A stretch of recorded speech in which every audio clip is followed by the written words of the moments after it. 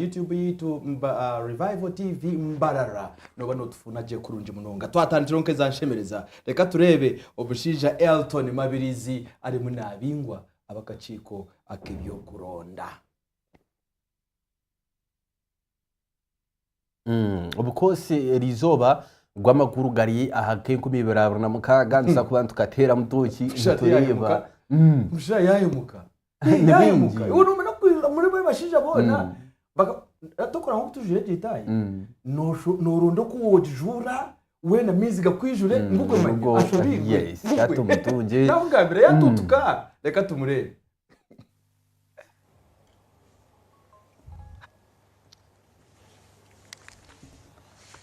Ladies and gentlemen, upon scrutiny of the aspirants' papers, we discovered there was an issue that did not come out clearly to conform to the law. So we've guided him to go back and sort out that issue. Once it is sorted, he's at liberty to come, and we shall afford him another opportunity to try and get nominated. We are doing this to ensure that every aspirant is afforded an opportunity as much as possible, even though there are issues in the papers, and even that's what even the law provides, that if there are issues in the papers that the aspirant can sort out, he ought to be given another opportunity. So aspirant Joseph Mabirizi will go back and try to sort out those matters. If he can do that before 4 p.m. today, we shall proceed to consider his nomination. If not, we still have tomorrow. So thank you very much.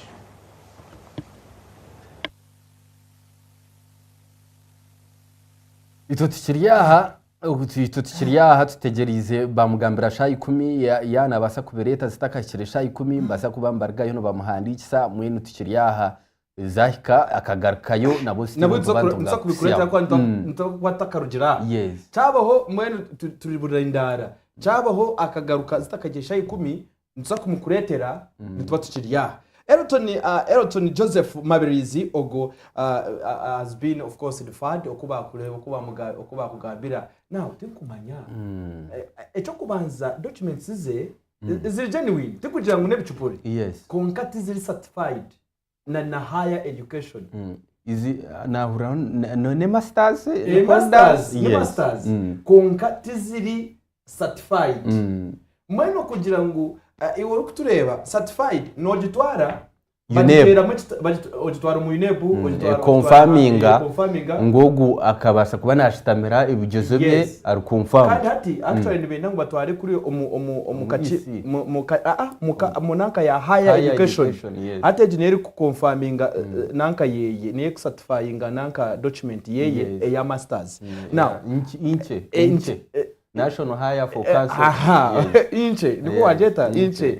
So no wajeta ICHE like that. So bajira wajende azeyo tinkumanya ekinza kumu kurera acha ikashanga office tukwasa kwa rinka aranchi tinkumanya abukububwire bono buke bamuhereza erizobe rya hato kutarenga shayi 10 na nizobe rya nyecyakare irizobe rya nyecyakare rya oshike ngo na nizobe rya nyecyakare nabo rescheduled kugira ngo n'abandi abadone biye so mbaza kubamba mu ikiriza ningana bamuhakire akara ahundi waredi no kuza office akashanga abashimire kwandi batuha umukono batariho n'ibyo nibyo kwetwara tukubasa mu office ukajipapisa sign inzira ora niba baza babishoma no kushoma babanza baza ha database yabo kwetegereza ulimu tukubata pressure n'ekindi noza kushanga hari abandi abari kwenda kuba babe certified oze ha line tino ko joti ndi presidential candidate mu nyambe kunkashi echaho batwani bagambira kandi no kumanya ngo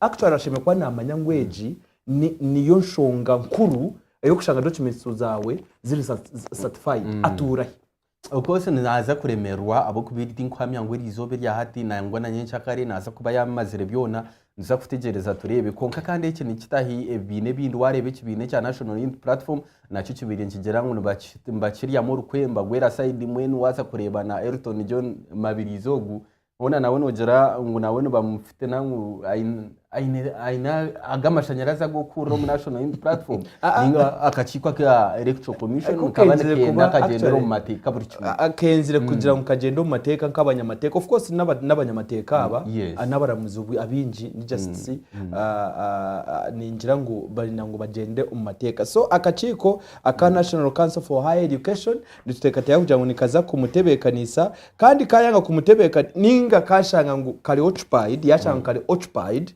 chimese unategereza 2031 yes naba yarga nawe naba yakurata abantu abatarabase kubana baza ballot paper ababasize kubana bari confirmed nk'ekibina HDF kurabira Mathias Mpuga nkomubiro president wacho cyo cyahirize kwambwa ngwecyo kitarabase kubana cyehandi kisaninga nikija kwihandikisa ambariyone bija ekibine cyumwene cya Ursania noshana cyo ticararete president we Robert Mao akayarigire yagize ngo kibina cya Democratic Party mazima cyo kiriyo mu transition nagwa amakuru nindeba aho tugine hwaha konka cyo nacyo kibase kubana cyangira cyumwe okubasa kubana kiza umukaritango n'ekibina cya National Resistance Movement ecyarwangisiriza nkuko bakoze indagano nebina bingi nebase kubane burgayo nibyanga ningashe bitaretse candidate no mukibina nke cya PFF icyo nicyo cyabandize kajya mu kirarete president candidate so ebine bindi nke nagambira byona nibisa kuba bitaruhu umuka 2026 okay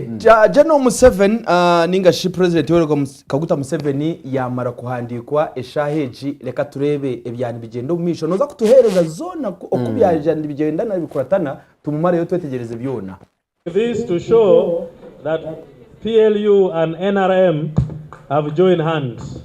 The NRM structures need to come out and help expose crime and hold accountable all the criminals.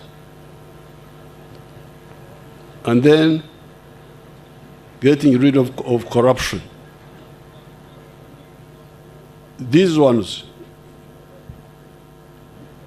will help all our people to enjoy the transformation going on in Uganda. It's not good for the middle class to do well, as you can see, because all these people who have built these houses here, you can see from far beyond. The big black books you see on the tables there contain all the electoral laws, all the laws that govern elections in our country are contained in those huge books you see on the table of the commission.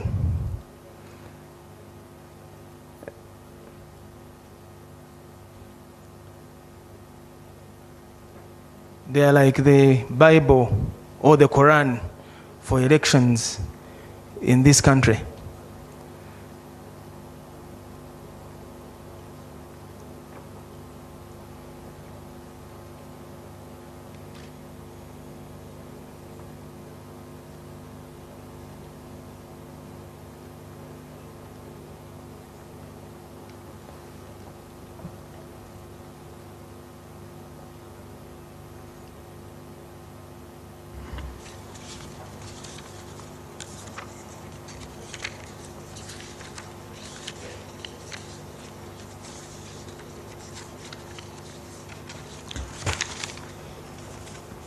We have checked and verified the aspirants' papers as presented, and we find them in order.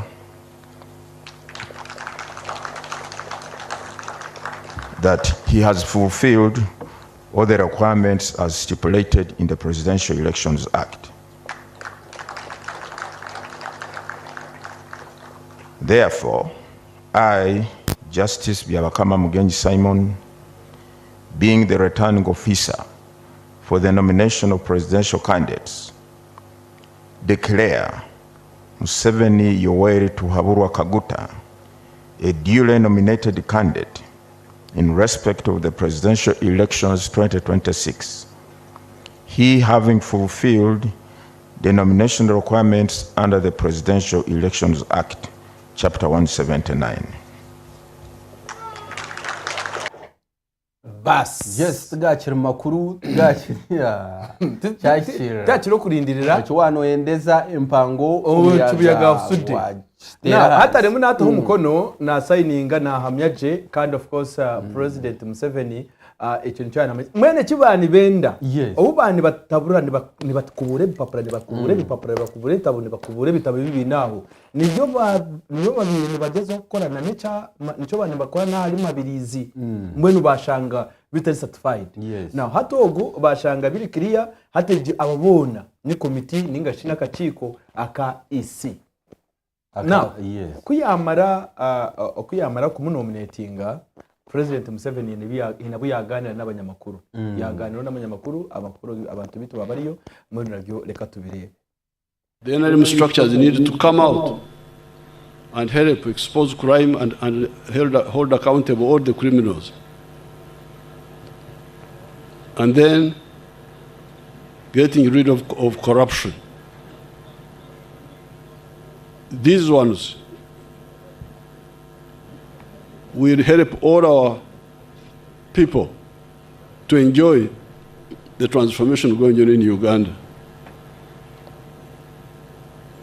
It's not good for the middle class to do well, as you can see, because all these people who have built these houses here, you can see from far beyond Bwebaja, areas which were bush are now high-value properties.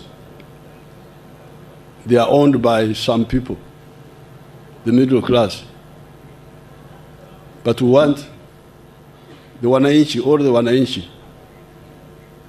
to benefit. So this is the double mission in the coming Kisanja. Continue empowering the middle class, the investors, whether local or from outside, but make sure that the masses are all involved. I thank you. We shall say more as we go along. I thank you, and I wish everybody good luck.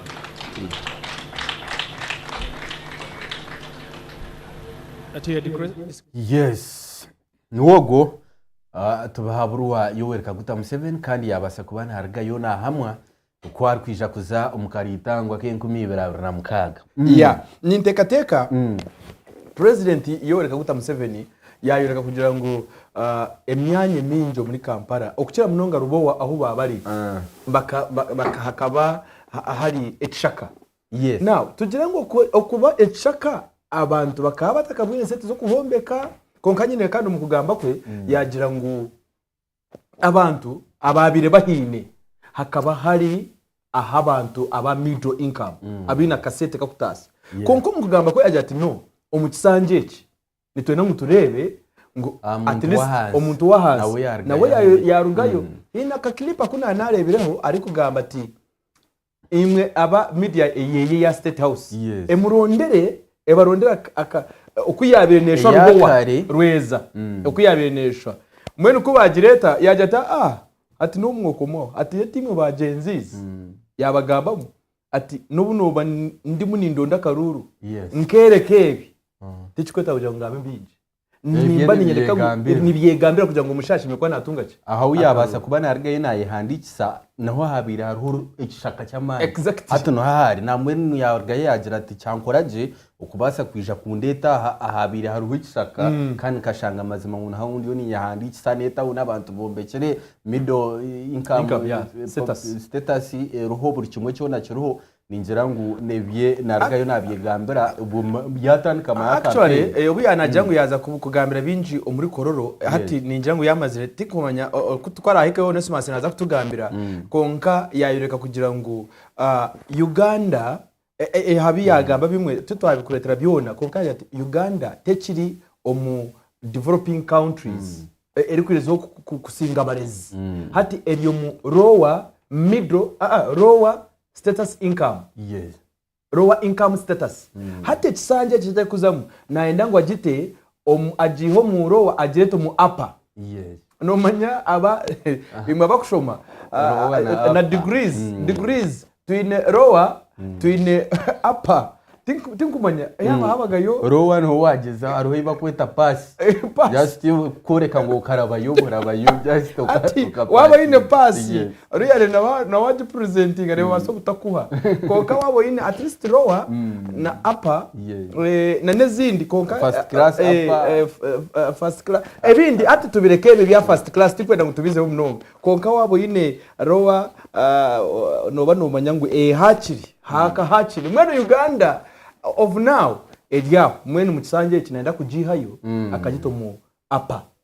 Okay, kati tegereze of course campaign zatandika ubuyabasa kubana na twaho mukono kugira ngo abase kubana azo mukarura kinkubeberi abirna mukaga campaign zatandika karitango yatandika ebyo nebinje nibizagumana bija of course manifesto yaza kushora ya ino mucogo guyanayebembeza moto ya protecting the gain yes okumecho ekiba basize kuba nibataho ningashe kiba basize kuba nabakora so noreka ritango yakora kubyabiri yaho because nabo yagumizamu yabasa kuba nayakire buzo kurugomba media batara bamwe na bamwe no ito wa revival yaroho yajatikanya kire buzo bya buri omwe abantu nyamwingi babuza konka ecyakiri cyo kubanza cyakiriye kiriyo nkigendo misho ecyabashomesa abariyo be karakasa nabo hine nko kuyabigamba aho byona tubinaha ari kugira ngo mazima yabajate mugaruke mu class baje bati tibyo gukora tibyenci n'ubuhereza nawe tayine kasete kari kumara akarwana yatere mbundu konka bamushashuraga kasete ko bamushashura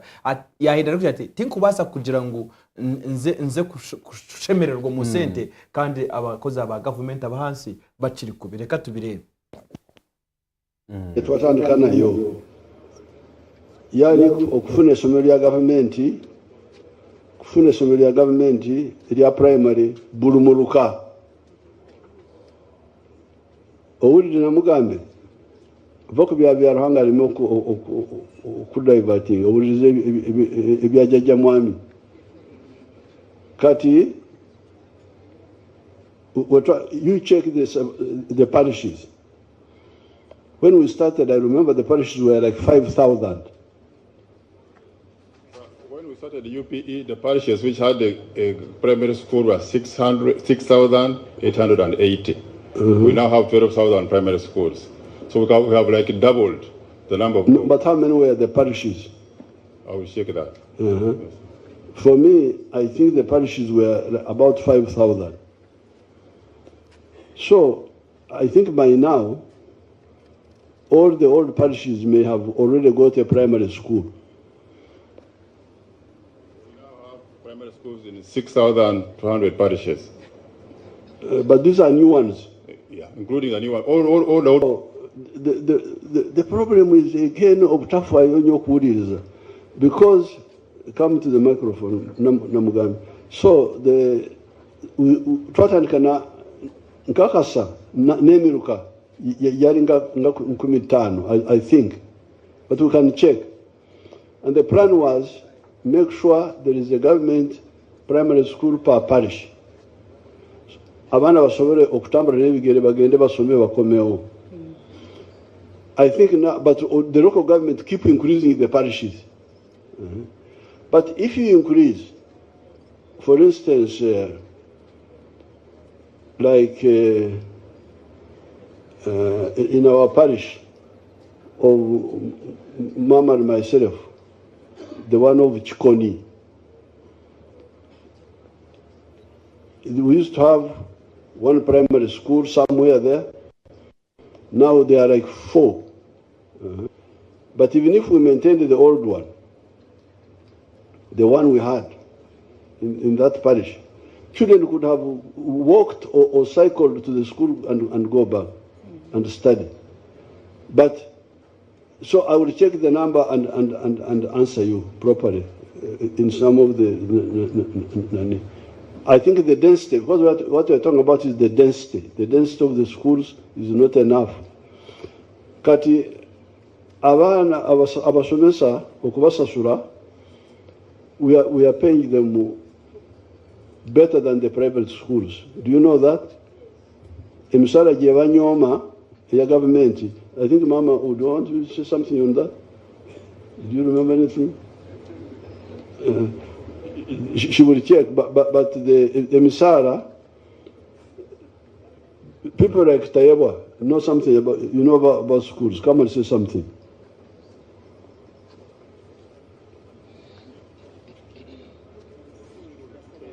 How is the pay which these teachers are looking down upon in the government schools compared to what they are paid in private? The arts teachers now, the ones who are striking.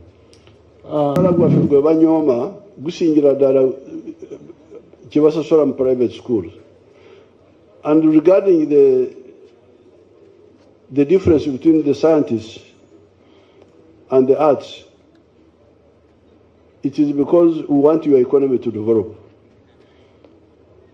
In order for the economy to develop, these roads need engineers to look after them, the engineers. The power stations need electrical engineers. The hospitals need doctors. The coffee and agriculture needs extension workers, scientists. So that's why we said, yes, I am a person of arts, literature, I am a man of literature. I can quote for you Shakespeare, what Shakespeare said and all that. But when there is a problem on the road, I can't help you. So we are saying, Banangi, let's start with the scientists, because they are fewer, but they are needed immediately. Later on we shall go to the arts. For them, they say, no, if we all don't get, nobody gets. Now, that's what we cannot accept. That is so much selfishness, where you say, if I don't get, nobody else gets. In the bush, we had no food. I keep telling you this. But if there was little food, we would give it to the soldier who is on duty that day. You eat more so that you don't kusumagira, and they come and kill us. Yes, I am a commander, I am senior to you, but you get more food because we need you now. That's why we cannot. They should go back to work. Should go back to work. They are very selfish. For abasirikale tubadde tufuna omusaala mitono emyaka gino gyonna myaka 5 mu 5 nze ndwana tebansasula olusi bwe bansasula katono naye nendwana ndi wano timundaba. Even now, you know how much salary I earn? Do you know Namugambe? They pay me 3.6 million. Nenjako 20% for the NRM. Mama wanasigaza ku account here 2.7 million. Nagani kuongeza msala. Kubanga nagama sisobora kuongeza msala when the abantu abakozi ba government abawansi bachafuna ntono. So mukama simwe bamwonjirizeho nikirebeka abukuba if I can recall Syria zibere ziri 3.5 ate ni 6 ate ni 6 bamwonjire mitwari 10. Okay, nikokwe amazima galingu omuntu yana agamba nayo kuba Bobby Wine Robert Kyagulanyi yana agamba noleba point noleba point mu byali kugamba then na nogu yana agamba oleba point atireve nshongero hata nawo yana agamba one abashomesa kandi tubandi n'abashomesa ba primary abakiriyoni ba complaining ngo akasente kabo batwiro bwire batakushashurwa mingashi batakongerwa akashara wani yabasa kubana argaye nagamba gihe kumushomesa akasenta kuba kwanga akuba kugira ngo babongeze ngo mushomesa wa primary shahiji natunge mtwara 58 kandi ya comparinga n'abashomesa ba private yagira toba riyo besharinga abitwa ba government abo kutunge mtwara 58 ari aba private abo kutunge mtwara 15 mtwara 20 mwe nito turoha hakiri tubahereze mituharo 58 konkana ya 58 tubagishemerirwe mu kwenda kugumiza mu tubongera hati nturiyo ntufa aba science abantu tukija tukabananja unganyo kinta kwikiriza nacyo Clever urukuza kurataho norebe kintu ecyo kugira ngo abashomesa ba primary tubine mu gasho ningashi nibetaga science zibarukora omu erevu nangwa no mu orevu nisitandikira umusingi n'ugustandikira primary wotabasize kuba no leta cy'umwana no mwihayoje akakonera primary tinkwamya science zo kwenda nayiza kuzikaho umusekendo tiko president ari kukigamba kumanyisa kugira ngo tatibine mu gasho yes twarebera abantu abinje bakubigamba twarebera abantu actually twarebera tikuja ngo wachi nagira yes bino ukoreka kwe najya ngo bino mu gasho ngukonka ubwo si yatwereza icyo kureberaho yajya ngo yakanamanya literature konka literature cyangwa hagwa hariya umuntu yarwara literature ateguza kumurabura tini kera nyo kureba ni ndeba bari very much important konka ecinkwena no kugira ngo bagire ko bagomba bakubijuka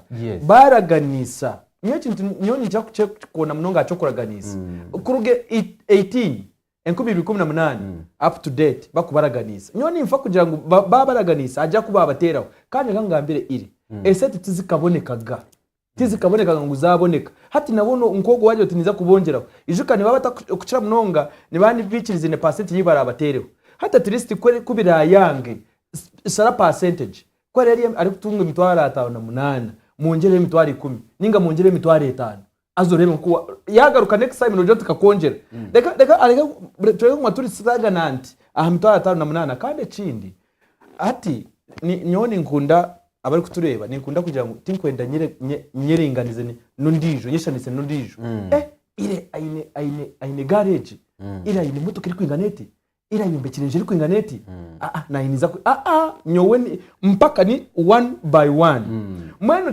tutakagira ngo hati aba private yes ne batunga sentence konko batunga sentence mwenu hati tinashichengaho mwene hati nyungu mendi ha sentence kujana n'abana batunga sentence no nyunga bene ngira ngo ahuba bagambira bakastama mukikirizana yes kuba reba bajya unisa kongera percentage iri kwinganeti byayanga byabitabasikire gita cyo ragiteho umanye ngo ihine cyo wangitireho actually wamara kuntera ha mitwari 10 ato umuntu uri kuba alemireho ari kora umurimo gwe ari kutunga mitwari 58 akagumiza mu nakora umurimo gwe yongere mitwari 2 benkagore yongere mitwari 3 benkaganebiri ninga benkaganagumwe urebe that is motivation nicyo cyukora nyoti nkureba president na nabari mu education sector ecyo kubategereza kugira ngo muze kuza kutumera sente kuzito wa miliyoni nezindi iwe mugitire mitwari 5 financial yawo mugitire ndije 5 esente ziniza kukanya kuko wenda kugira ngo nabanje kanagera ngo batwire babongera akasente mpora ngo batwire babongera anyway tinkumanya nimpamya mwene kwe nijuko rushaka kerinka 5 nena hatukwere rya 58 chimwese bakabongeraho anyway konka cyango no kugira ngo atakabarekera no ubu yajya ngo baze gukora haza abayida bo bajya ngo ubu yajya ngo baze gukora yes rwose yaragira atobo yaragira yajya ngo abashomesa mugarike ukakanande yagamisa ubusunga abo kuba ishaheje no mugore n'umuntu umugore oriyo nayenda support nkumi birabona mukanga kandi ukurga yakagamba ebugambo batakabukora ka professor akarga yes akarga yakagira ati mugarike nkumi birabona mukaga tarakaruru kandi nyanguti yagambisa ururimo rwaba politician yagambisa urwe rwonyene yayenda kufitamo rwa kurugiro kuyashobora explanation yataho yaje ati mugarukeyo tokuteka tayangu ya tiyabateka yo mugaruru nangwa tukugere embere yuwata ko kandi babihe atuko no kubabihamanya uko no kubabiha kaye kina nagize bakagumana basi hati kati yakigamagara ati ntuza kubongera hati ni ogu mwaka ni bagugita 2018 mwene bagayo no busungu abiri na mukaga nibije bakugira ngo 10 okaturagana kuruga 2018 2019 20 21 22 23 24 hati yakigamba nibagita ogwa 25 aza mwana ntare kintu kikundama ngukundaganisa ati nico n'ubugambire kundaganisa ukanga kukikishira eco nico yayenda ati nobondeka eco nico yayenda kwetantara kugira ngo atacigambira hamzindaro kandi buzima sete zikabura konka iki nani ntisa n'intisi z'abashomesa na government mu kwate yani mitware 5 muje bagitireho manyine kikuba cyahinduka emitware 5 ne basakora ka transport yo yari kuba natambura akaguma kakozesa konke cyahanga umununga mubongereho uba mwabongera zingahe muje twakongeraho ati nguko turya manager nasa kuba natureba ati yaje ati clever ati nomanya hamushara gwawe nayongere emitware 5 no basa no kutandika program shamunana obinje mu byo bizana no ati cyangwa okongeraho ine chikuba nikimanyisa kugira ngo umuntu nakuteka teka ahubwo no utakomeza ingana gara mamani cyo korohuro kine mamani ushanga umushomiso wana baza ya kera yavuga boda ngo arunde 15 12 transporter wabo umushomeso wabasa kukera umuduka kubanza kuguza ngo aje shomesa abana za shamushanju oshanje ya kera umukajeje nawe yareba ishomero nko kuri kutambura imirimo ya government kagenda je Vibe TV amagara umbwijire so twarugokwe reka turebe ebi FDC eri munegamba hari mahu bari muri bajango ibya kugambi wana bigamba actually ni chikonyogo ogwe byo bururu is it no byo bururu no mukarura kwaka mu kibine cya FDC eriye yakatunga actually yakatunga abo kuba etari PFF Juvukus PFF hangari wait PFF niyo yakatonga then yaje naja nankumbi actually toterebuka niwo byo buru hato asheme kwari ari secretary general w'ekibina chikonyogo katurebe yari munagamba toterebuka niwo wa electoral commission kwange ibi bya Robert Mau ebyo kwegita n'ekibine cya Rwangisireza kujya mu basa kora transition no peaceful awe yabiteresha bari yajya ngo ibyo nebya Robert Mau omulaye nene wanayogera shimbeka idamo liti mumbuza likundi yogede kino FDC tebaina mugaso gyendi kakati mugaso gwendi ko kakati kugenda mu maaso kola ki kufunda manifesto eno na kulaba nti NRM tujijambuyinza tuyingiremu tuyiteke mu kola kyokka temumbuza omulaye tekundi yabagambye ko bati simanyi muri ntya lesetina buddo whatever Mr. Mao said that's his opinion and as FDC we elected to only constitute on NRM because they are the people who want to get out of power. Whatever Mr. Mao says or any other person, that's their business. They are free to say anything. We are not concerned. We are only concerned about removing NRM from power. Full stop. So whatever Mr. Mao said, maybe that's his interpretation. I don't need to answer that. If it is NRM saying anything, ask me, I will answer. But Mr. Mao, no. Let him be. I respect him as a leader of another party, but as far as FDC is concerned, you people of Uganda ask Chikonyogo John and ask Patrick Amuriat, the official spokespersons of FDC.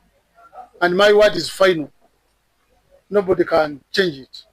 We're not in talks. We're not about to be in talks. And I don't think we'll be in talks before the elections are the next year. For us, we are in campaign, and our candidate is going to be nominated this week on Wednesday. And it's the best candidate of all the candidates. Manifesto mujiraba tujirina. Yes, Rogo John Chikonyogo spokesperson ingasho mugambirizi w'ekibina echa fadacha JTFDC kuri yo munaja nankunda yagamba ebintu biri straightforward tiyahenda ngo aze kujumirirana witu turacheto kujumana owitu okugira ngo ogambe cyo muntu yamara abo kugira ngo arugiro wawe ninga mwahukeine okaza kugamba bigambo ebiri kweta kutuma byayongera kumunyiga hati no manya abanyamahurire nyombo ndo munyamahurire actually konka mwe ntimukira ku nibabuze kibuzo kugira ngo akutomeze so kokari wabo so much intelligent no basa kureba ryo tkonka kibuze eki hata aba bantu benda ngo hatatane kunena kukanjagura kuhenda no batimawo yes tiba yacerera ngo tiba kwikizana nebyagambire ejo kiri automatic kiri clear konka cyo kugira ngo yongere ebindi yajya ati no kore NRM ine cyagambire mwe mumbuze mucimbuze konka cha ekite kituriho ni FDC kandi bine manifesto kandi Robert Mawe byarigere yakagamba ebina nka FDC kubirigere bikakwatanisa n'ikibina ecyari nangwa na byone bina ebigiro mukagogwa iPod kugira ngo base kubane bukwatana n'ikibina cya Rwangisiriza ngwebyo nebushuba abo kubabunka FDC tubargayo bakakigambira bacuro mukanwa ka Robert Mawe kandi FDC inabagambiriza bayo ine president wayo ine general secretary bitbatino warigire yakabugamba ati ngo uhurote ngambo wa Robert Mawe kandi ukagireta kuko bazima buga John Chikonyongo uri spokesperson na namweta general secretary spokesperson buzimuri official twikirize ngo FDC ryo mu iPod yes erumu konke bikiri Robert Mawe byarigire yakagamba kandi kwatanisa na NRM nizikwatanisa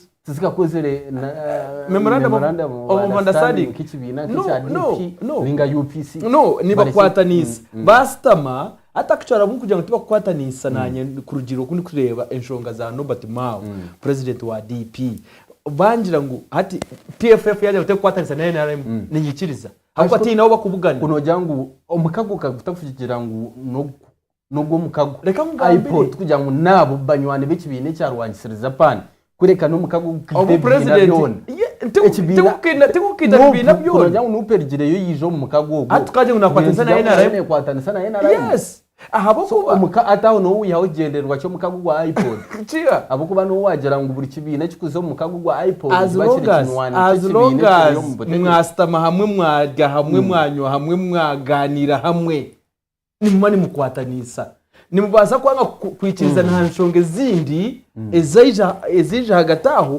kunkoko no kwatanisa ati rwenda kungira reka tubuze ati rwenda kungira ngo ati nkoko babire bastami okutubarebere bastami bari kusayininga hachipapuro cy'ababire basayiningaho enwa yo kwija wasp enwa yo kwija reka ngo yabe yo kutera bona kutera OFDC ne musiga ningo wa NRM ne musiga etero wa DP wenka ningo wa PP wenka bona ne batera bakuba bari hamwe so okuba hamwe nyoni ndeba ngo Chikonyongo ari muna achakana na changa kunga these people hano ideas ziba kwikirizana hari ziba kwikirizana konka FDC the PFF yaje gute kwatanisa na NRM eto ninchikiriza FD nanka nupi yaje gute kwatanisa na NRM eto ninchikiriza je konka mwene bibi Chikonyongo ari kuna hakana mazima azorongaze mu master hamwe niho ninjye nduma mwikirizana no mumena abi mkugira ngo mwene tutuinamaka titukustama tukagira bituikirizana ebimwe bikanga ebimwe tukanga kuyikirizana kokashika nkubuze icyo kibuzo katugere muri yo muri kikorwe cyaro family yanyu te kwatagana na family kananka konka chairman wese one ya yeto rukiko mwena mwayishanga muri kikoro numva numukwatana wasinga kare uko turugeyo uko turugeyo tongera kuganira katurebe mugishaje no mugishamuntu tuinegene no mugishamuntu tuineka oye katumba oye ebyabo tubakamanyere katubanze foot soldier actually katubanze foot soldier owaryo mu combat amate ayiteka tejitwara ahabwa nyencha kare ikibine cya National Youth Platform kiriyo nkiza kwehandikisa ningashkwandikisa candidate wacho mu Electoral Commission officially Robert Chagurana kandi ujike ngo police karabura yajya munenda abantu baki kunka tinkumanya ikibine cya Rwangisiriza rizo kanareba kina abantu nyamwinji kandi Electoral Commission ekabasa kubanerga yonegera ngo nenda umuhinduko abantu 20 iwe mushawo kanareba Rwangisiriza president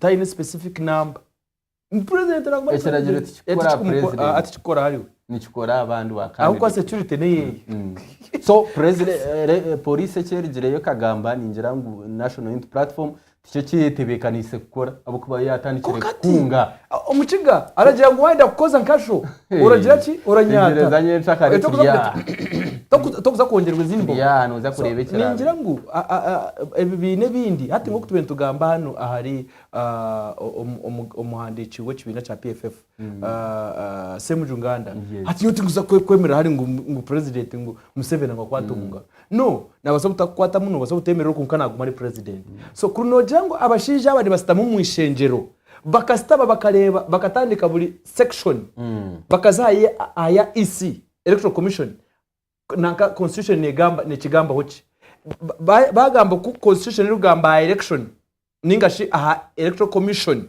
bakareba za articles zitari kuba favoringa ezo bakazihamu bakaza aha education bakareba articles zitakuba favoringa ezo bakazihamu hati nkikirize ngo abashani bamenye gukora kokane baza mu ishengero bastam batana kuganira ibintu binji okushaka tuba kumenya constitution cyo kugamba mwene president bakabire bakwasire mwene tinkumanya bakabire bakwasire ka atikwako akari kuhereza president obushoborozi okugira ngo baza kuza mu bwire bw'akaruru nakubona nakolesa buri kimwe cyona babihamu konkato bibikirimu abo muntu wabuto yari candidate ya ngatu nkuko yaheza kuba nominating nanka president zona na buri cyumwe security nkuko bakwate motoka ibiri babasa kubana bamuhe motoka iza security z'abakuma abo kubana bahereza uruko yandikisa nibamuhereza motoka emwe na nabakuma bana so president bamukwasa abakuma bana ni motoka emwe tiba kabiza gamu ngo babishokumbore yo bagiyeyo constitution ine jangu president naguma ine all powers so katumurebe koka wakoza kasho soldiers barione bawera bajangu nyencha karere mbenda kunge 10 kubasa kubana bazakitebe cya byo kuronda ebya electoral commission kubana bashagika president wabo katubarebe ba foot soldiers mbayiso kubategeeza olwaleero ennaku z'omwezi 23 ogw'omwenda 2025 nga ntongoza task force eri president waffe honorable Kyagulanyi Ssentamu kulwa nomination egenda okuteekenga place enkya ennaku z'omwezi 24 erweza nze ng'omuntu memba wa NUP nsazeewo bwanna munigina mbeeko kyengatta ku struggle eno gye tugendamu oluvannyuma lwa president waffe okunominatinga enkya ndabye nga kisaanidde oluvannyuma lw'okulaba abo abantu betugenda okuvuganya nabo nti beeteeseteese neŋŋamba nti president waffe tusaanidde tumukwatireko mu lutabaalo luno ntandika n'okubakunga mwenna nti muveeyo mu bungi olunaku lw'enkya nga 24 tuwerekere omwagala w'abangi erweza agenda nominatinge naye mu process eno ey'okuwerekera omukulembeze waffe tugezeeko tube bampisa nnyo nnyini ddala kubanga tetulina bwe tuli ate abatwetegekedde mumanyi kye bali so mu mbeera eyo bwe tunaaba tumaze okuva erweza tugenda kukuŋŋaanira mu kasaawe ka Kaala ennateete so mwebuuze lwaki pulezidenti w'omwagala w'abangi yasazeewo okujja ewaffe ennateete kiri eriffe bannalubaga okusoosowaza ensonga eno awo nno we naviiriddeyo ne ŋŋamba nti kinkakatako nze nga tubi MP2B 2026-2031 okubaako kyenkolawo mu lutabaalo luno mukimanyi bulungi nnyo nti NUP wamu ne pulezidenti waffe emisingi gye giri ku bafuutu soldiers wamu ne baghetto youth mukirabye engeri eggwanga lino gye li-infiltratinze ghettozi zonna ne batandika okuinfluensinga abaana bano ng'ate gwe musingi gwa NUP ennaku 2 emabega ekkololo mwakirabye General Yoweri Kaguta Museveni bwe yasazeewo okuteeka sente over obuwumbi 10 mu saako z'ababodaboda eyo nno nteekateeka yakumenya misingi gya NUP olw'okuba NUP eri founded ku bavubuka kakati ffe ng'abamemba ba NUP tubadde tetusobola kusirika nga tulaba embeera ey'okuteeka ssente mu bavubuka baffe etambula ssente z'omuwi w'omusolo. Mujjukire emabega kaawo pulezidenti waffe yatongoza fundraising drive. Akasente ako ak'okuteeka mu kibiina kasobole okubanga Foot soldier yatabuka. Konka kandi foot soldier keta kwendeza abagenzi be ba foot soldier kuba bambarga yakashumirira echa president cyakozire kugira ngo abase kubana ata sente z'u kwingana nka billioni 10 nangwa no bucweka 2 kugira mutashemeye kubana asitamu abo kubariyo na targetinga ekibina cya National Unity Platform aninjira ngo akabire nashemerwa kureba ngo ekibina ni cya Rwangisiriza cyabasa kubanchirga yo mazimani kijuka ghetto yusa bakweta ba ghetto yuti ba foot soldier ubwusi yabahasente mwinti yabatungura nupu eshebe kwaneshemerwa ngo abo kuba aba naba no naba kujya ngo narwanira kandi takwenda barijeyo babahereza miliyoni billioni to kubicenga naenda ngo aba na wabariwe yabarwanirira ari mu ntebe manya utine set naenda bazo mu ntebe then naenda atakajire mbagume bari yabo of course baba bari yabo kugira ngo babase mpaka base ko anyway ebintebi National Unity Platform ebintebi nyoni ngira ngo tinyina nshonga naco obo wanyigira ngo bagire cyo bampa it's up to you oba wanyigira ngo ine kinagira ni utinyina nshonga niwe azirongaze ngo nakigira ki nakigira konke kinkureba nyowe ekinkureba hano kushonga kugira ngo mwekunge bwanyuma ya polisi okurugayo nangwa bayo takagira polisi nanka electoral commission okurugayo kagira ngo nitwenda imwabarije kwehandikisa mwije n'abantu bakungana bati then ko kumara kugamba eco na yaba etagambire polisi eco gukora the moment yamaruja ati nitwenda abantu 20 ninge motoka 2 eco cyo yamara kushigambeso oba polisi bajigambira ngo mututangira aba obati bakigamba bo nibakushumaho bakwereka nko shime ko notwaza now nyokurugayo foot soldier MP to be 2026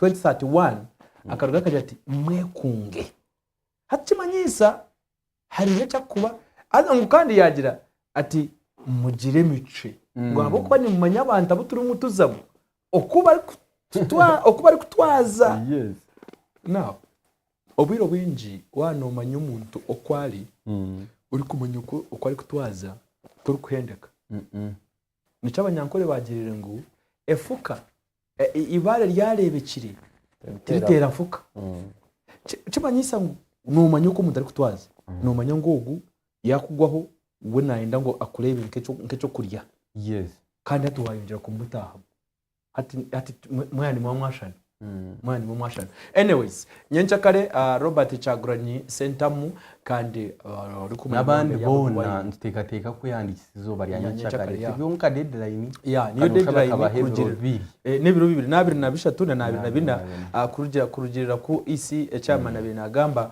konka in case hagire chazaho of course President Museveni niwe yabari ha list na namabirizi nibo ubayanga titukumanya hashaha ikumaho ninga munana obuba mubinga batahoha so eyo twataka bitunze konkanye nchakale kandi twineyo amuriyati twineyo umwami Robert Chaguranyi na there is another man or PP yes peasant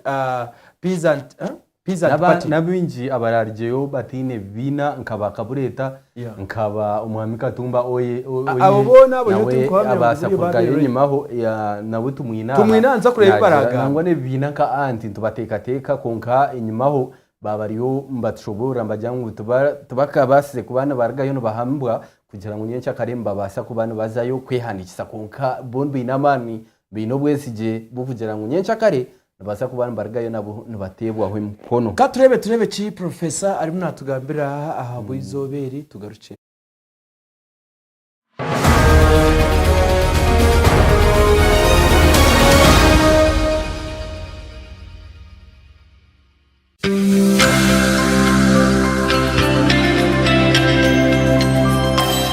Revival TV amagaru wijwire.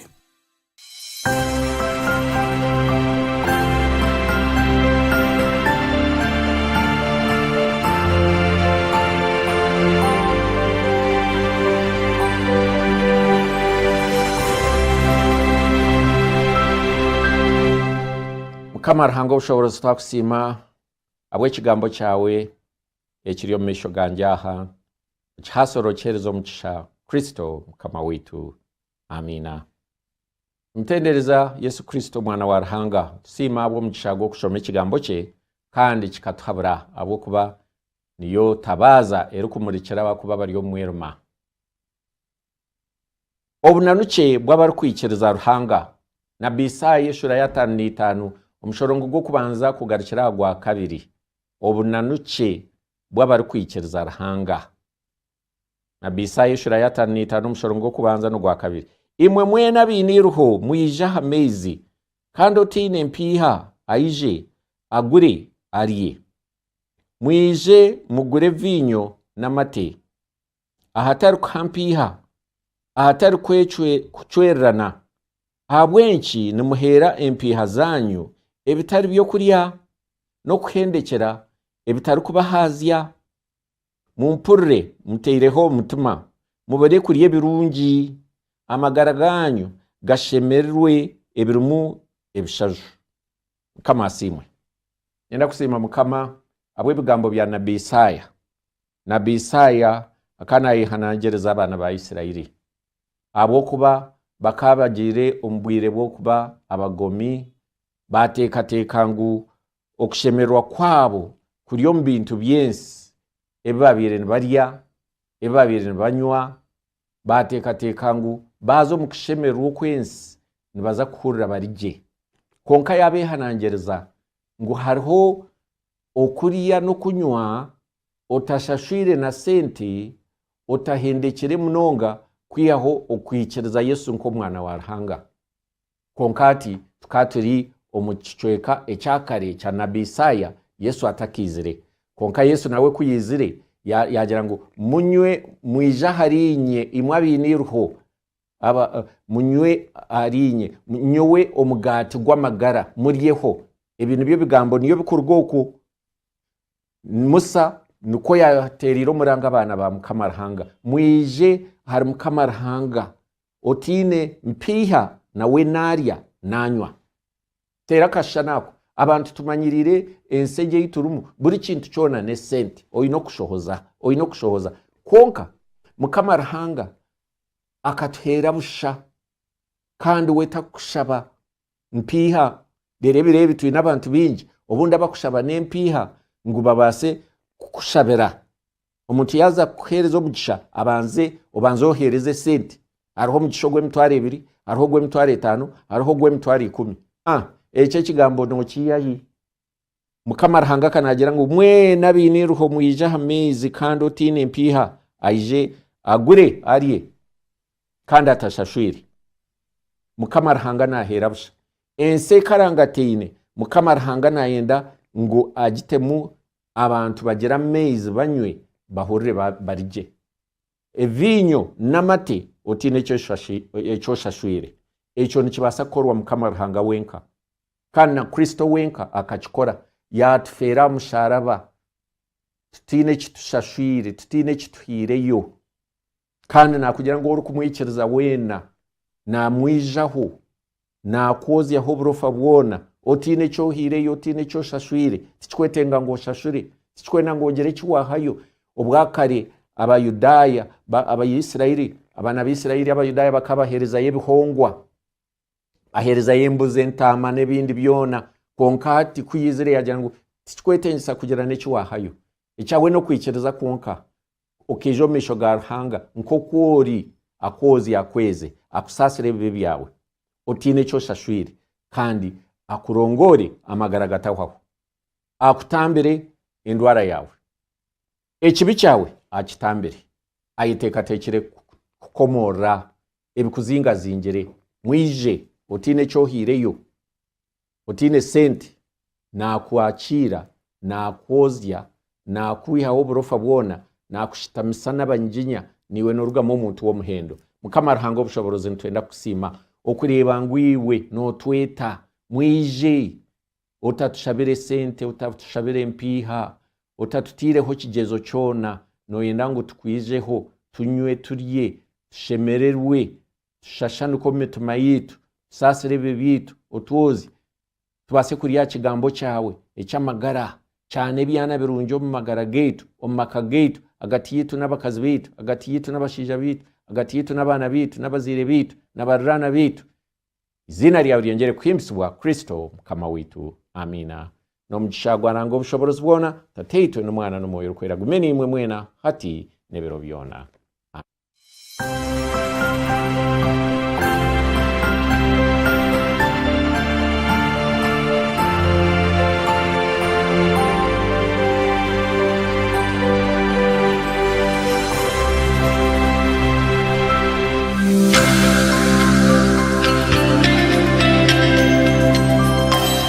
Revival TV, amagaro wijwire.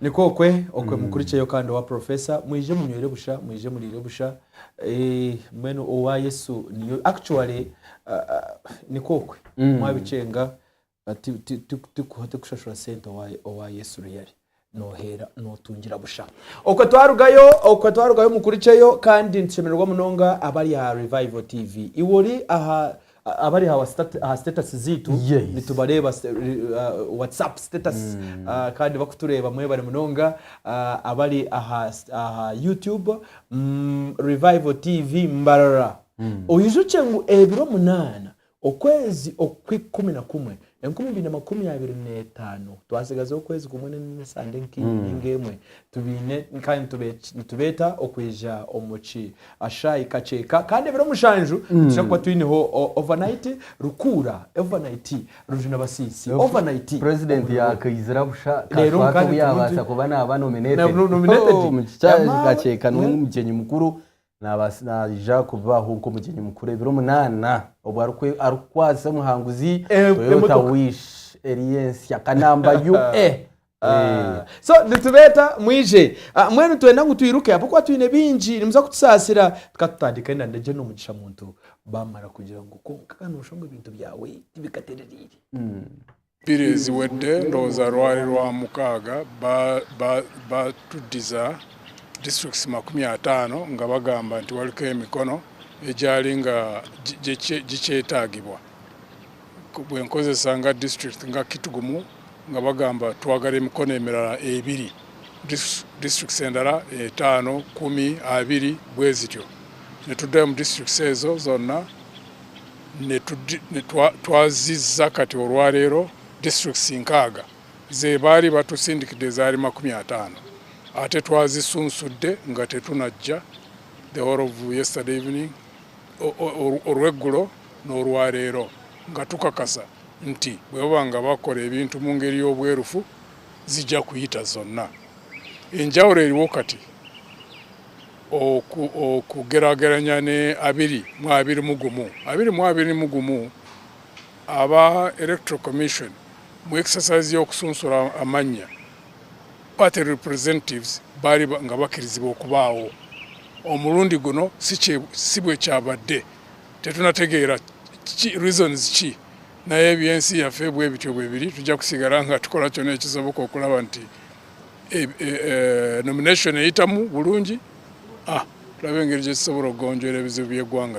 Olunaku olwajjo nabawadde emikono gyonna gye beetaaga na buli kimu kye beetaaga naye bansobedde tebannanziramu tebannankola ki nange ne ŋŋamba owaaye kaneetuukire ate wentuuseeyo banzize eno banzize eri baagire ate nomination yankya oba tebabyetegekera batugambe ffe twagala kintu kukikolaakola wano tukimale tugende twogere n'abalonzi baffe manye no liberation kwenunula so twabadde mbadde nina okujja naye baŋŋambye kabagende bagiregiremu bampe njagala certificate mvewa balabika nga abaali tebeetegese balina kye bayisaawo kubanga gojja otya okulonda nga 3 Oktoba n'okusembeza nga 24 ate abantu n'obawa ennaku 3 okugenda okunoonya emikono ate n'oteekawo abantu batono abagirisiivinga ate kwegamba Kyazaffe wano nga 9 omwezi guno gw'omwenda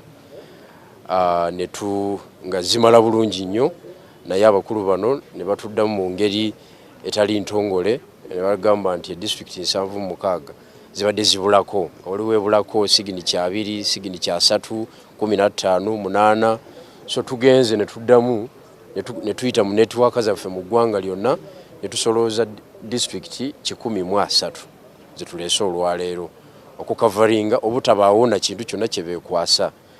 Tetuli basanyufu ne kye baatukola kubanga signature zitwaleeta zaali ntuufu bannayuganda baawano baazituwa ate nga kiri kostero okuzifuna naye yo electoral commission nesalawo kola obwetyo netuzaayo mu field naye tukomyewo mu full swing tulowooza nti bagenda tukiriyalinga era olunaku lw'enkya malya g'ebyemisana oba ku lwokusatu ku makya tujja kuba tumaze okulonkinga.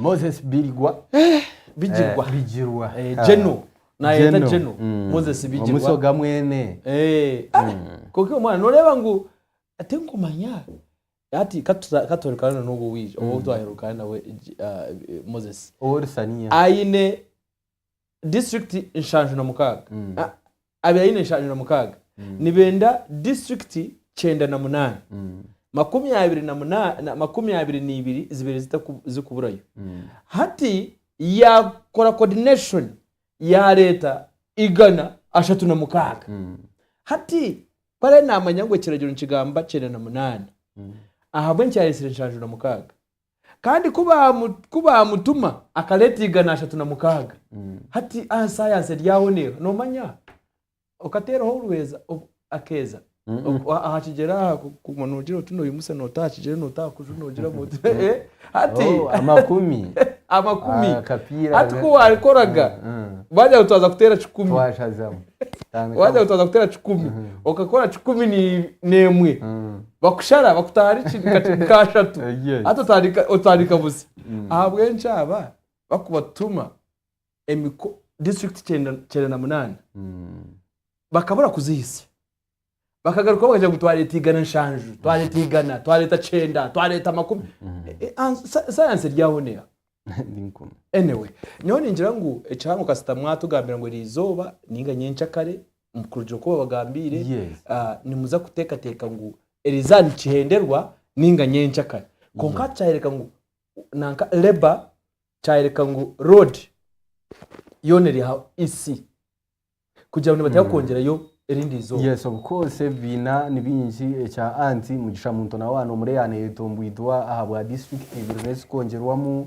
Katumba oye nawe yariyo naye tombwitwa so nibinji abakiriyo batine kumarwa n'ikitongore cha electoral commission cha the independent cyo muramuzi Simon byabakama konkari nzara mbija kubakiriya ringabo kuba n'ikibina cha national unity platform nacho kikakiriya kikatera umuranga kirukwetombuitwa mutubachikora konka finale bizire inyuma abazyo bizire bakitongoza bakirabyaho kandi ncyakarinkiza kwihanisa ubwire bukiriyo obukureba abantu bona nabo bargayo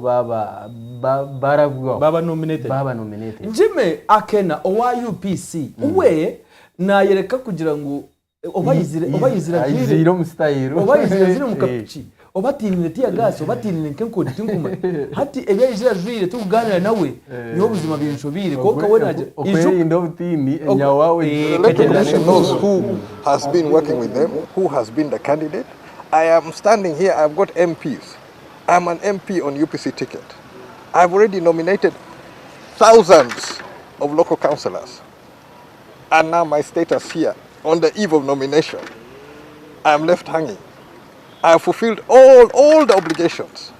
And the national constitution guarantees me the right to contest against a seven-term president. So, what do we honor? The national constitution or house rules? We are going to contest for the presidency of the Republic of Uganda. It works according to the national constitution. So, use the national constitution to bar me. Otherwise, I hope to be nominated tomorrow and start my... nawe ayitebekanise ningashana tekateka kwija kuba nominated yana tekateke rizoba onkana nyencha kari ninjira nariyo rikiriyo nabasa kuba nawe nagenda kwihanditsa atoguno tugabana element ogu numwine owabiriho president wihanga ya Uganda ukurema kujura helmet tukaganira watu ko hata tujogereje Niko kugira mu Uganda. Ora bwana umushaka ati be man. Common man party. Tukumasa kujara helmet. Ukagamba ati abantu bamanye ngunoha, ati isi amanye ngunoha. Oruko inokweto ngwito no. Tukabe twaroko tungwito kwawe konkani kirega tiba kucengire tiba kumanyire noha ahabo kuba ebintu byagambire Jemakena na jangu aina masiko konko ijuce ekinkumanya hariyo na adipu hariyo ndijo mushija nikabashanka bashatu na nogu wakana nanka Jemakena nikirebeka koti ebintu bikagishobera ninga nibenda kugira ngo bashaze mu cyo gukora akaruru kamara kurugamo abo kwambiye ndeba numanya ngo kibarama kibarama kibine cyane owaje mukama waje numanya ngo akiri mu koti kugira ngo National Unity Platform ebuzabwize ninga nebuzabuza constitution ya National Unity Platform ati numanya ngo babire bari mu koti nyamwazo roya wa yakwatwa jam tije Orumanya ngo mushago bagondizeyo ukwezi kwa kana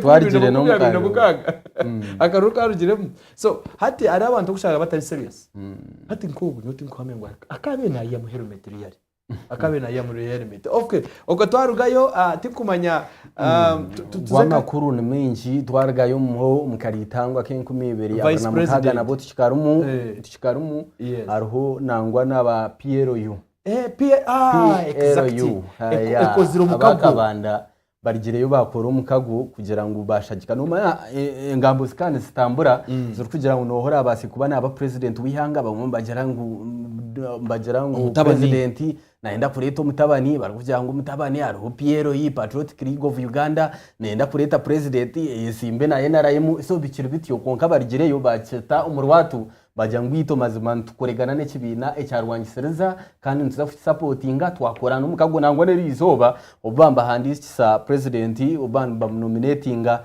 PLU yona yerho ekwatanise n'ekibina cyarwangisereza atawunga umutabani tugire ngo umutabani ayikirizire nishe kugira ngo ronda karuruke ku 2026 exactly kibayisa ngo aba tiba kwaukana na DP na FDC na abali nabo begisire so tugire ngo hato gumushije nabaza ko yaterera karuruko muri 90% obukose bargayo bagira ngo omuku tongoza kugira ngo bayegita abakibine cya PLU bajya ngo bazakatera percentage yacu abo kwegita kwabo umutabana ikirize kwegita nishe bakaronda karuruke 2026 bakakatera higuru katubarebe 80%. This to show that PLU and NRM have joined hands and are working together. Thank you. Now this is the spirit of democracy. This is how we work. Thank you so much.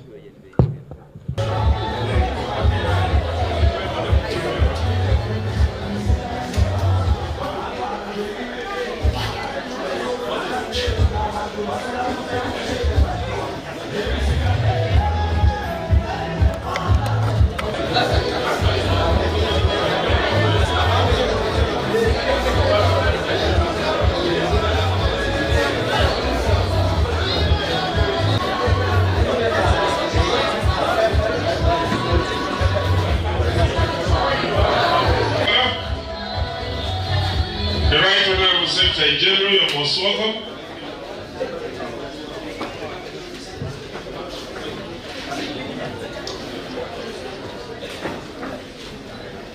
General will recognize them from PLU, the members of the media, and our hosts who are the Secretariat headed by the General.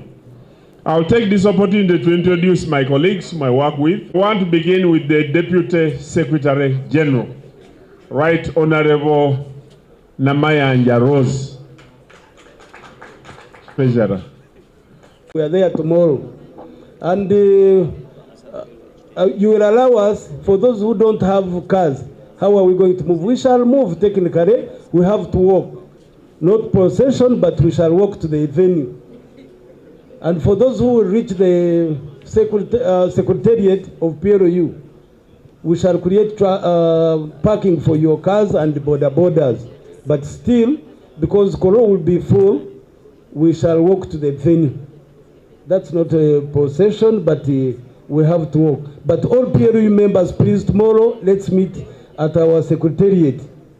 And we should come in big numbers to show that we exist and we are ready to support the NRM. Thank you so much. Bas.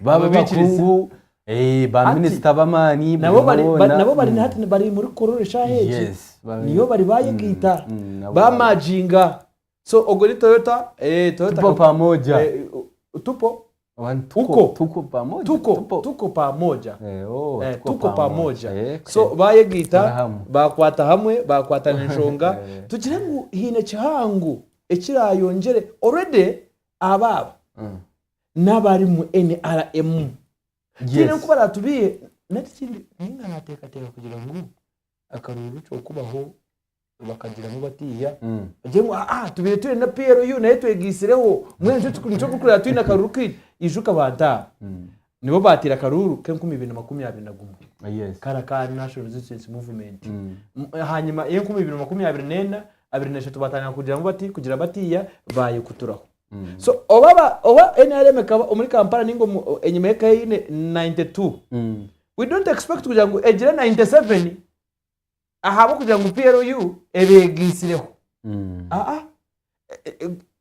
tikumanya PLU ebire inabantu ba NRM na already nabaye NRM abatira karuru ke 2026 ate cyo nikiyambe kibine cya Rwangisa zabo kuba abakugiro mbibine bindi bakishanga bari yo mu kibina nicyo kimwe konka kina amataji bayishanga mu PLU NRM ate cyo cyongera karuje tikikongeraho nikibitaho bari yesi nikibitaho embuye kugira ngo bari abagende bakishanga bine alternative kugira ngo tujye NRM ni muri ndonda aha performance akaruru kashimwe kwati nikija kure 2026 aba bakiriyo kukara 2021 kukaye kabire kari 52 PLU eketakize kokoro de bakaba bari mu abo kwati hariho bandi bantabegisiriho nibo bonye n'abayira the same people so should we expect kugira ngo nza kuri akaruru kari percent ya 58 abo kwa abantu batujya nza kutera akaruru 98 mobilization ekibine cya PLU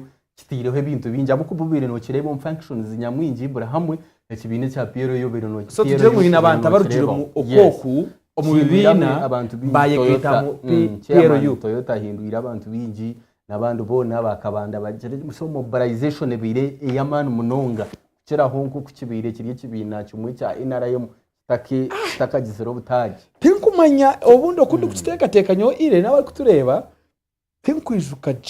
tinkwijukaje tukureba mass Genesis and Exodus abakurugoku bakutaha umupira mbere ndakabarebere baryaho kugira ngo bakanyire mbere kugira ngo umuntu muzabuza kutera higuru 98% maybe mwaza hati mwasetinga mukasimbura mukaza kurondera muze ya karuru konka cyatari cyo kugira ngo aba PLU bategisirwa abandi bakaruruka NRM nikaza kweyongera abuko ready akaruruka NRM akatirwe 2021 ni baba bayije bakehendamu bakekora PLU kimanyisa ngo I don't expect kugira ngo haruge yakaruruka kurenga ako NRM yabire yine buri kwiyaho onre bashobora bakaza gukora kakuyeje bakabasa kurega kuko barabo kose waza kureba MP nyamwinji abari mu kibina ecya Rwangisireza kandi ushangire nabo ba subscribinga mu kibina ecya PLU ekikwebemberwa chairman Mr Toyota so nibyebyo bireho ningashe byabiriho abuko baba bari mu cishayi kororo nabo bayigita kibina ecya Rwangisireza bwanyuma yo gukora mukagora cyo umubutongore kugira ngo twasa kubashagika tukore ekibina cyumwe nabo babari yo muri yabo abashendekereza president Yoweri Kaguta Museveni tubahaburwa ahabwe 2026 bitu tubasima kandi tubendeza ibirungi umurebe wa Revival TV aho uro mu channel platform zitu zitari zimwe na zimwe aha YouTube baba bagambere TikTok Facebook X ona nutushangaho mazima inside headlines ebikuru makuru ntuba turi aha okubikusiyaho kandi twirikanga speed y'ekijongerezi tukabasa kurugayo ko apieroyo tukabasa kugendera kuriya mu kibuga New York ahungambera umucyarakazi Jessica Arupo Major retired ariyo mu rukiko rw'amani munonga nawe mazima no mukungu wamureba to kumangunaraga no mwihanga rito rya Uganda to kumangunaruga munose naga fofozo rushungu nagambira umunyindo washitame n'abakama mazima yabasa kuba naragayo najwekera ihanga rito rya Uganda katumutunje tubase kuba ntugarikira. The Vice President for his intervention. I now give the floor to the Vice President of Uganda. You have the floor, please. Your Excellency Manuel Lorenzo, President of Angola and Chair of the African Union. Your Excellency Mada Bio, President of Sierra Leone and Coordinator of the C10 and also Chair of this session. Excellencies, Heads of State and Government, the Chairperson of the African Union, distinguished delegates, ladies and gentlemen. I thank Your Excellency Dr. Julius Mada Bio, President of the Republic of Sierra Leone, for convening this 7th summit of the Committee of 10 African Union Heads of State and Government on the reform of the United Nations Security Council at this important time when we mark the 80th anniversary of the United Nations. I also express deep appreciation to Your Excellency Mada Bio as the coordinator of the C10 and the entire leadership of the government of the Republic of Sierra Leone for the unwavering commitment to advancing the common African position on the reform of the United Nations Security Council since its adoption in 2005 and for keeping Africa solidly united. There is no doubt that the C10 has made significant progress in promoting, advocating and canvassing for the support of the common African position through diplomatic engagements with several relevant stakeholders and interest groups within the intergovernmental negotiation frameworks and other multilateral levels. Uganda remains committed to the mandate given to us by the African Union to promote, advocate and canvass for support of the common African position on the reform of the United Nations Security Council as stipulated in a Swahili consensus and a SATE declaration. We now need to move the process forward to achieve tangible results. Excellencies, in this regard, I express satisfaction with the African Union model on the reform of the UN Security Council as it aligns with the Eswatini Consensus and SATE Declaration. Africa must be represented in the UN Security Council by not less than 2 permanent seats with equal prerogatives and privileges of the permanent membership and 2 more permanent seats in the non-permanent category. The time is now for the genuine demonstration of the political will by the 5 permanent members on the UN Security Council to consent to the full reform of the Council to make it more inclusive, just, equitable, transparent, responsive, and democratic. We reiterate our demand to rectify the historical injustices against Africa, which should not be perpetuated any longer, and for Africa to be prioritized as a special case for adequate representation on the UN Security Council. We need to step up building the Africa we want in accordance with the vision of the African Union, cohesive, secure, prosperous, united, and speaking with one voice on all aspects of the UN Security Council reform process, thus fostering the maintenance of international peace and security for global development. As I conclude, we remain steadfast in our demand for the immediate full reform of the UN Security Council and for Africa to be adequately represented in both permanent and non-permanent categories in line with the common African position. Any further postponement of the Council's reform process undermines Africa's interests. Yes. Okay.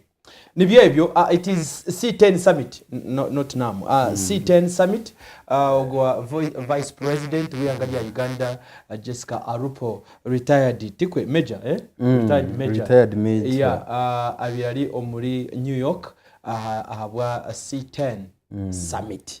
Now, C10 summit, noreba erima mahanga minjo kuchorega Africa, konka erima mahanga 10 agari yago members ni hanga irya Algeria, ari muhanga irya Congo, Equatorial Guinea, jar muhanga nka Kenya, ari muhanga Libya, Nangwana, Namibia, Sierra Leone, Senegal, Uganda, amwe ni hanga irya Zambia. Garukora amahanga guba kweta C10 no babiri bagiro mu rukiko umuyanga irya America mu kibuge cya New York, kandi of course haruho amahanga aguba kweta G20 nagakureba agarimu bakirimani nago ngabakine summit yago so C10 naga Africa gabere so ninyabuza ahabwenje okay agari mu United Nations exactly so njo kwena ngutushoborero cyetegereze ni C10 amahanga ga Africa agari included omu United Nations. Now omukugamba kwe yashaba kugira ngo no areka amahanga ga Africa nago hagira gagira agaza ha council United Nations Council okugira ngo ine virtual power nago bayange kintu nago nkamahanga nka Russia, China agagari yahiguru no shangaga ginemba zeta virtual powers gaja ngayange kintu tine cyukurenga kandi baza kucika already habo kugira ngo nibabine position aha council nikimanyisa ngo baba ni batisa baba ni bacika Uganda ninga South Africa ninga Sudan no Zambia ninga Kenya ninga Uganda barebe kitaricho nabayine capacity eyo kwanga akahereza reasons konkasti ni kuko basa kwanga United Nations Council hagire kiyatisa tininka cyo kubasa kwanga kiwe Uganda so nico kuri yagamba kajya ati no ati mutuyambe ni twaje kitwagira konka President Museveni akaya atitizeho ninjya no kurema kuza mu bacha kwerabo no manya ebyeye nagira tapara South Africa yeta obukosa mihanga nga South Africa nayo rigire yo muri kiko rwa United Nation yarga yatere ncabari hanga irya Israeli mazima yarujumira yaryoreka ngo ryo rikora genocide kandi yashaba kwabaho ceasefire okurabira president wariyo Cyril Ramaphosa agigambire nakanwa cye mazima nushaye hakine Trump na bagenzi be abukuba twamurebe ubanazagarika yagaricyo kushaka kusasubwa ngo twamurebere nagarika yo ibi byona kumanya katuje kuturebe postmortem ya yoriko kirarije mu turebe nazagarika yo kushaka kusasurwa president ya Amerika abukuba ibyakoze leta bukutebana n'ihanga rya Amerika na Trump actually na Trump nangwa na Israeli okutwara hamwe katubire Prince souverain de Monaco. Je donne à présent la parole à mon homologue, son Altesse le Prince Faisal bin Faram Al Saoud.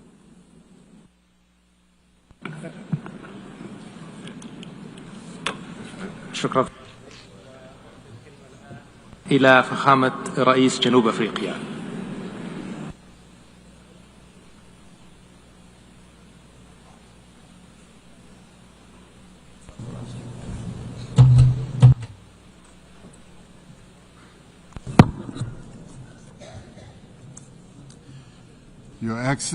Your Excellencies, would like to thank France and the Kingdom of Saudi Arabia for convening this very crucial conference.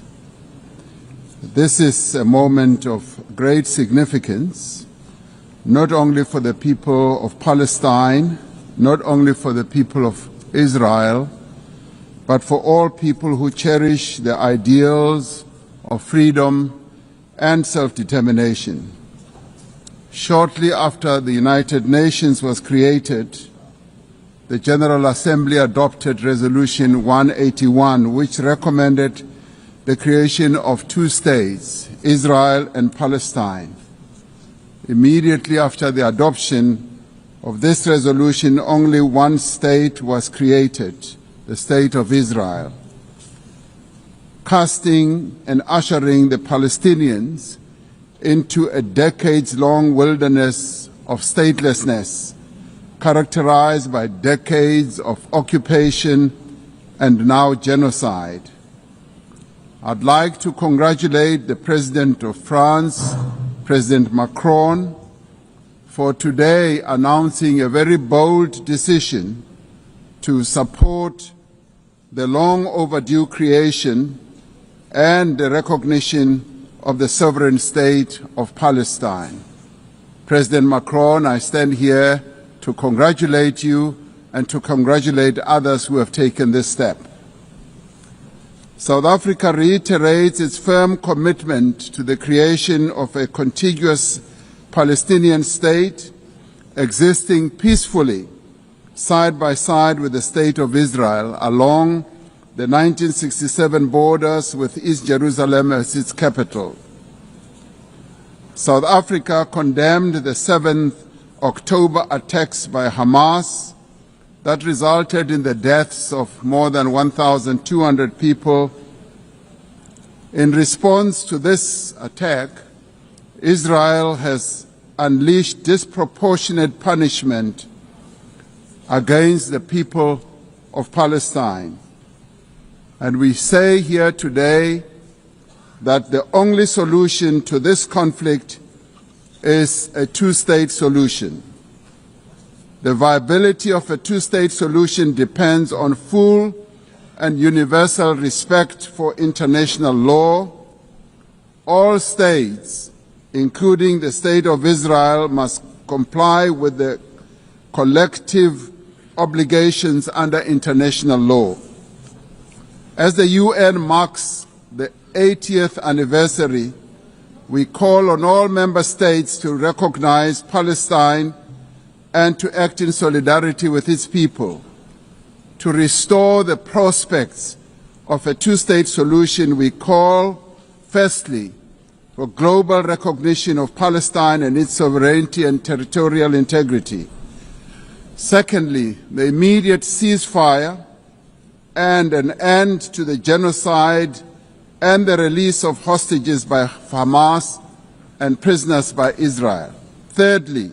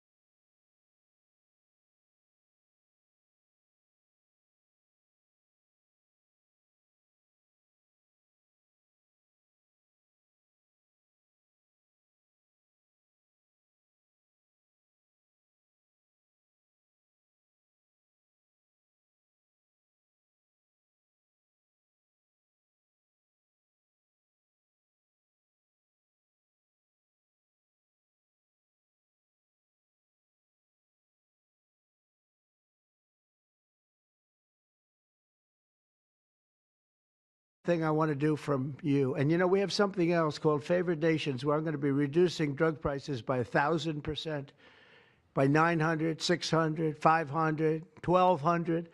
We're going to be reducing drug prices at levels never seen. It's called favored nations. We're going to be paying what right now, we're like the garbage can for the rest of the world, and we have been for forever. We pay much higher for drugs than the rest of the world. We subsidize the rest of the world. We're not doing that anymore. And that's a big thing. That's a big thing. That's bigger than anything. I told the story the other night that I was so proud in my first term that for the final year, drug prices went down 0.25%. And I was so proud. I said, why? I'm the first one to do it. I think it was 28 years, they said, where drug prices went down from the beginning of the term to the end. And I was so proud. I called a news conference. I said, you know, drug prices have gone down. First time it's happened in 28 years. You know what it was? 0.25%. I was so proud. Now we're going to have them go down from $100 a pill to $9 a pill. From $1,300 for a shot of like an Ozempic or the fat, I call it the fat pill or the fat drug. Sometimes it works, I guess, for people. The ones I've seen, it hasn't worked so well. I got a lot of friends, they're fat. They said, yeah, I lost some weight. I said, you don't look it to me. But they paid $1,300, $1,200, and they go to London and they pay $88. And they call me, they go, what's this all about? We're subsidizing the rest of the world stupidly because we have a lot of stupid people in this country running things. And how big is that? But to me, that's nothing compared to autism. I see that gorgeous boy. I have a big present for him in the back. You know, you bring him back. We're going to bring him into the Oval Office. I have the best present he's ever going to get, okay? A big one. I saved it for you, okay? Because I heard you were coming. Look how beautiful he is. So, that's it.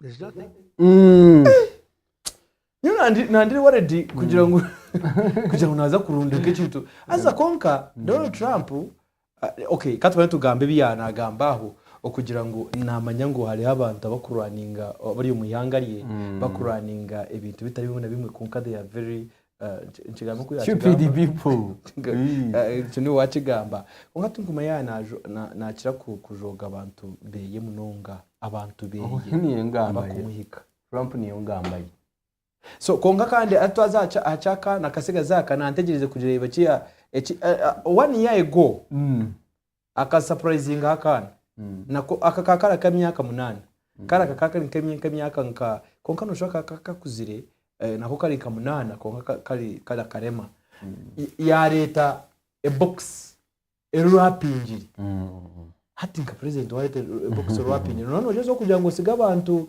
mu suspense batamanye gice cyo leta mwene hato buyanyo buyaga bati nacenga biyaje ngo ku surprisinga ebyo kwenda kumuha tinabicenga mukama kwasenyije kubyetegereza kibaba ariyo mbaraninga abo kuba yayine secretary bakweta Robert F Kennedy Jr yayine nondi jomba mweta Mehmet Ozamek abo kuba bana bahana usinga icyo bakweta autism yumanya autism nciteki autism nicyo kibaba ariyo nibatongoza nibace ningashe nibakiranga umuyanga area United States of America bya mu kibase kubankirgayo nkigenda umumisho actually autism tubaza kweta nkengwara eyo mutwe eyo bwonko umuringo kogwe so yanargayo najyango muri America birumuke ebyo byinjira kuvuga amabarwire bemitwe abakora abo kuyitanga kubisire munywani we Charles Stark hati ninjira we anagambira kugira ngo abantu baka stupid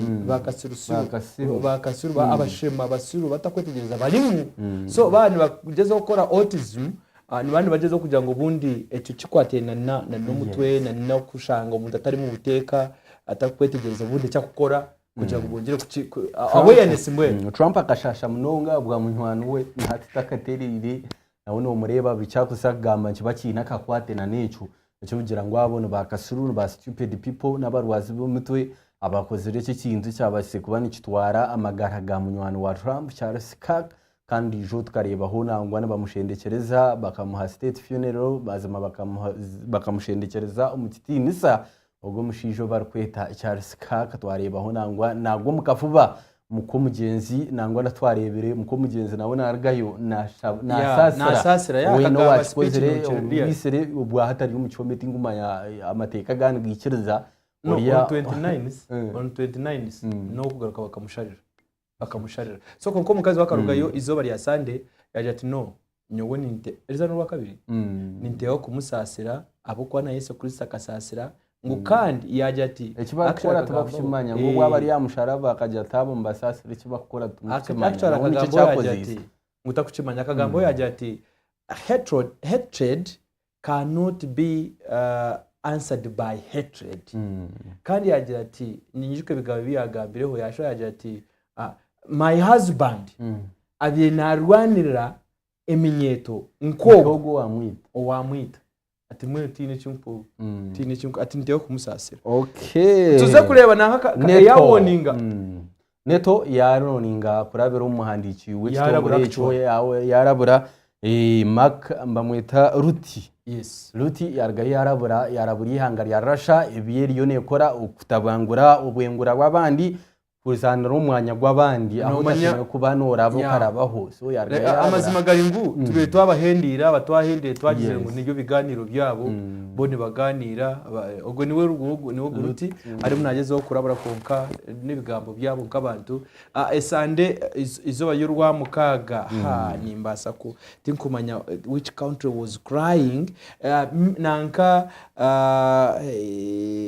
is it Estonia? Yeah, it is Estonia. I think ekarugayo minister wawe wenshonga zaheri zo y'urwa mukaga yaje mu nyamba baneto actually kugambeki nibwa nyuma ya minister wa wenshonga zaheri owa Estonia okuruga akarira munonga enyonyi za Russia zikamara 12 minutes ekaba umwanya gwa umugwengura gwa Estonia Estonia yashoberwa yaronchokora akari menyonyi 3 za MiG-31 zuzabire ziryo mu mwanya ziri kwetorora mu mwanya ningira ngo minister of course through the president Estonia yari batangire hortaro ni hangiri ya Russia of course wajitera no wayigura utaro so yatakira munanka yatakira abantaba ningira ngo reka turebe bigambo bya tugaruke.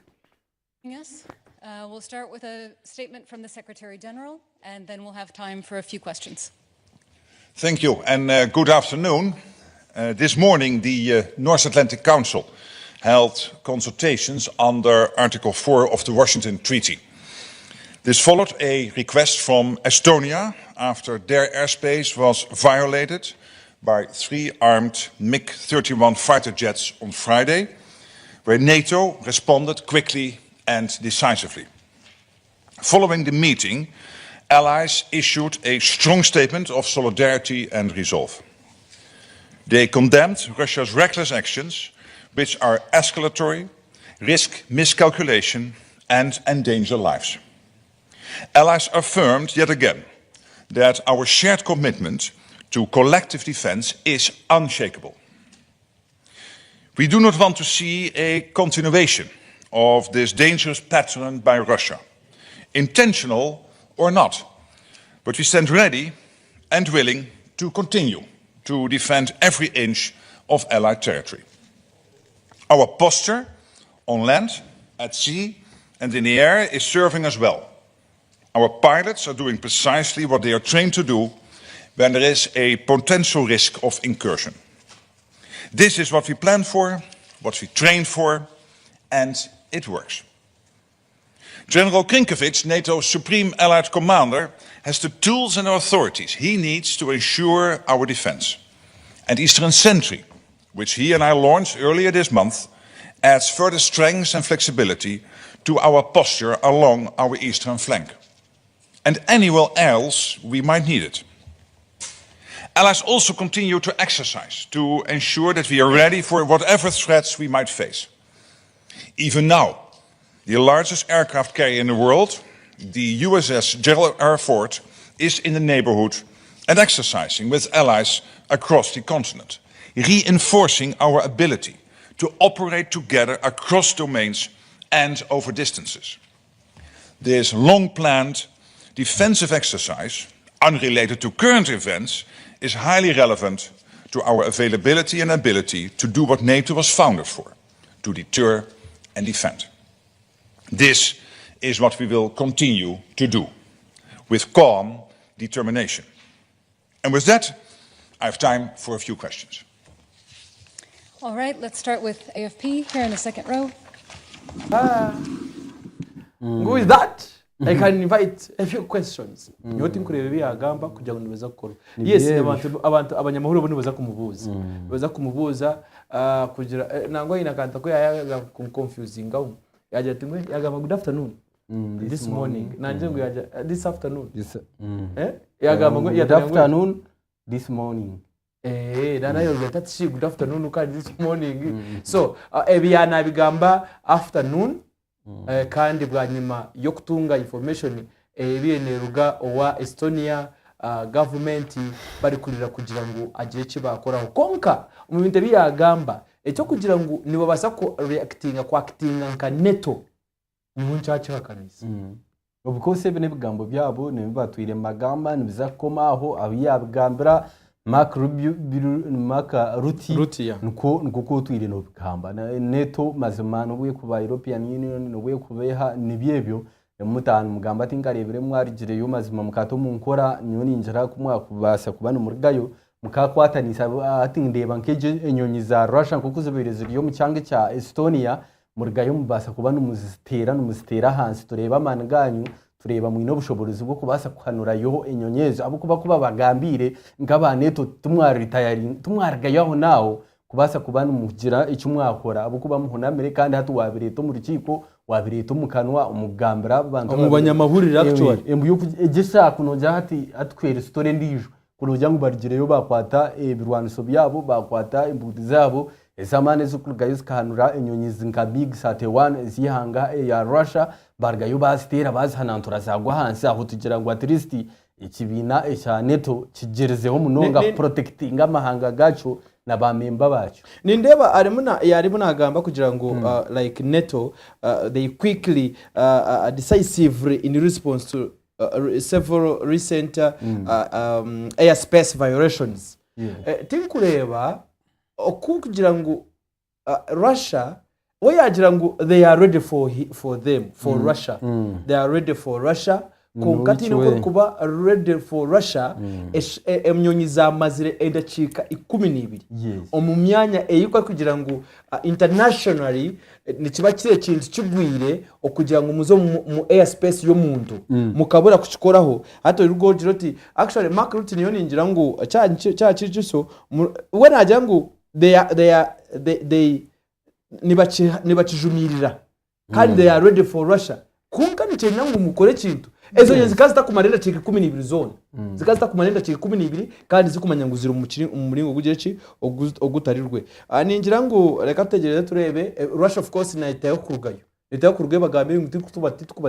tikubatina tutegereze turebe Russia ragaruka bariko notira kujete postmortem turebe postmortem ndaza kuruga muci aha Russia bamara kujiwoninga konka Estonia yo ekaburuwe cyo gukora yatanya kutakira neto kandi neto erizoba yarugayo yashobora kugira ngo nekimanyage cyabireho kandi bateye bakora ikintu cyo kubasika kugira ngo bamuhirika ningira ngo turugaha umushari turane naenda kugira aho yakanga kama witaho ari ya cameras tini kintu cyakwasa kongeraho tubasibure yes mukamarahanga abatukumere kuruga hati kusiyo gundu murundi urahanga kwa rakunde ntsagarika Revival TV inside headlines mukama barinde